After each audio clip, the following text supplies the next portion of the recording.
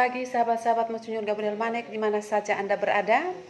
Pagi ini kita berjumpa lagi dalam program Renungan SMGM edisi Minggu 20 Agustus tahun 2023. Renungan kali ini akan dibawakan oleh Romo Ignatius Manek Kabosu PR dengan tema Iman yang Menyelamatkan. Mari kita dengarkan dengan penuh iman.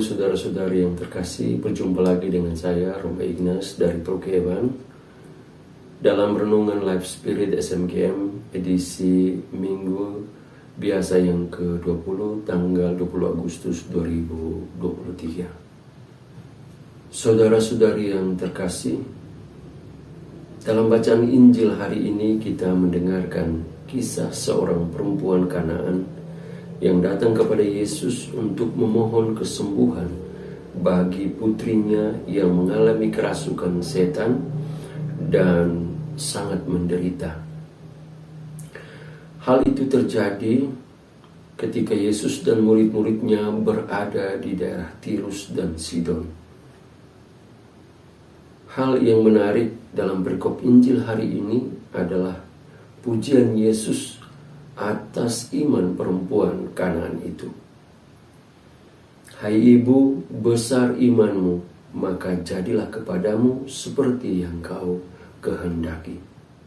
Dari sekian banyak orang yang ditemui Yesus selama dia melakukan karya pelayanannya di depan umum, siapa saja yang dipujinya sebagai orang yang mempunyai iman yang besar? Ternyata bukan orang-orang Farisi yang selalu mencari-cari kesalahan Yesus. Orang-orang Farisi seringkali menunjukkan kesalahan hidup yang semu. Mereka mengajarkan, tetapi mereka sendiri tidak mempraktekkan apa yang mereka ajarkan. Mereka seringkali mudah menghakimi orang sebagai kafir, tetapi tidak mengoreksi diri mereka sendiri. Juga bukan murid-murid yang dipilih oleh Yesus sendiri. Meskipun mereka telah meninggalkan rumah dan kehidupan rutin mereka untuk mengikuti Yesus, para muridnya Yesus yang seharusnya mengantar orang kepada Yesus justru merasa terusik dengan teriakan perempuan Kanaan dan meminta Yesus untuk menyuruhnya pergi. Hal ini menunjukkan bahwa para murid Yesus sendiri kurang percaya tentang siapa itu Yesus. Ternyata seorang yang diakui Yesus sebagai yang mempunyai iman yang besar justru perempuan Kanaan itu, seorang kafir di mata orang Yahudi. Bapak, Ibu, saudara-saudari, umat beriman yang terkasih, kebesaran iman perempuan Kanaan itu terungkap dalam dialognya dengan Yesus. Tanpa keraguan perempuan itu datang kepada Yesus dan memohon kepadanya, "Kasihanilah aku ya Tuhan, anak Daud." Dalam permohonannya perempuan Kanaan itu mengakui bahwa Yesus itu Tuhan yang berkuasa menyembuhkan anaknya. Kata-kata yang diucapkannya dalam permohonannya agar anaknya dibebaskan dari roh jahat dipenuhi pengharapan. Dan kitab suci mengatakan bahwa kita akan menerima apa saja yang kita minta dalam nama Yesus. Keyakinan perempuan itu tidak tergoyahkan, walaupun para murid kurang senang atas kehadirannya di tengah keramaian orang banyak. Ia tidak menyerah, meskipun jawaban yang diterimanya dari Yesus kurang menggembirakan. "Aku diutus hanya kepada domba-domba yang hilang dari umat Israel." Perempuan itu nampaknya tidak marah, tetapi justru semakin mendekati Yesus dan menyembah Dia sambil berkata, "Tuhan, tolonglah aku." Atas permohonan itu, Yesus tidak langsung mengabulkan permintaannya. Yesus malah semakin menantang sejauh mana iman perempuan itu. Apakah dia sungguh-sungguh beriman?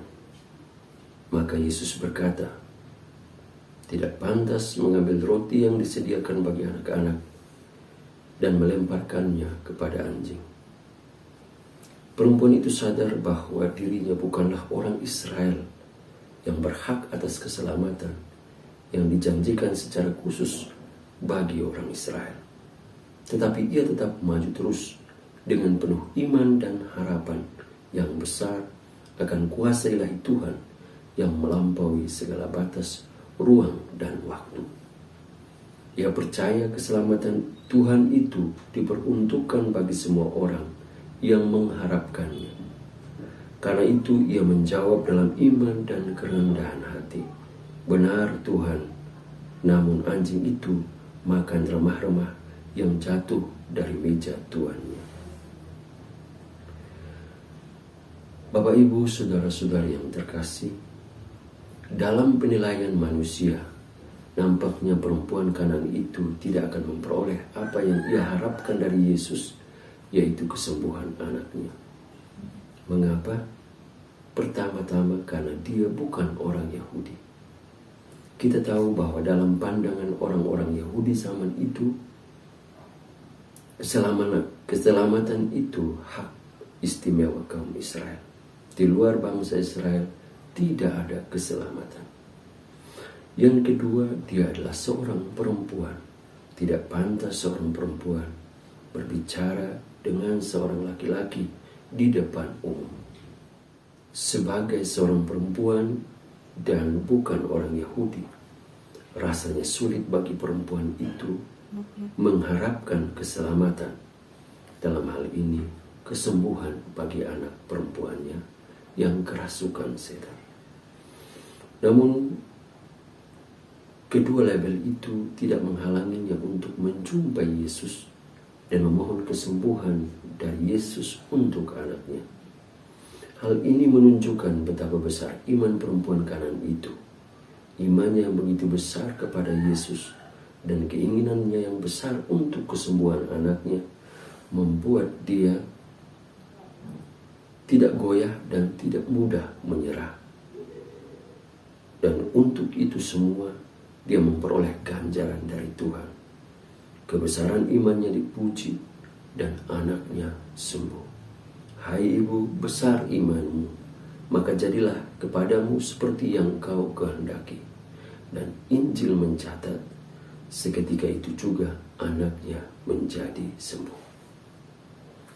Saudara-saudari umat beriman yang terkasih, kisah perempuan Kanaan itu mengajarkan kita bahwa kuasa ilahi Tuhan itu ditujukan untuk semua orang tanpa kecuali. Keselamatan itu bukan hak istimewa orang atau kelompok orang tertentu. Dalam dan melalui Yesus, Allah menyatakan kasih setianya dan kuasa ilahinya kepada semua orang. Dengan demikian, mematahkan klaim keselamatan yang hanya dimiliki oleh orang Israel. Keselamatan Allah yang telah dinyatakan dalam diri Yesus tidak bisa diatur dan dikendalikan oleh keinginan manusia.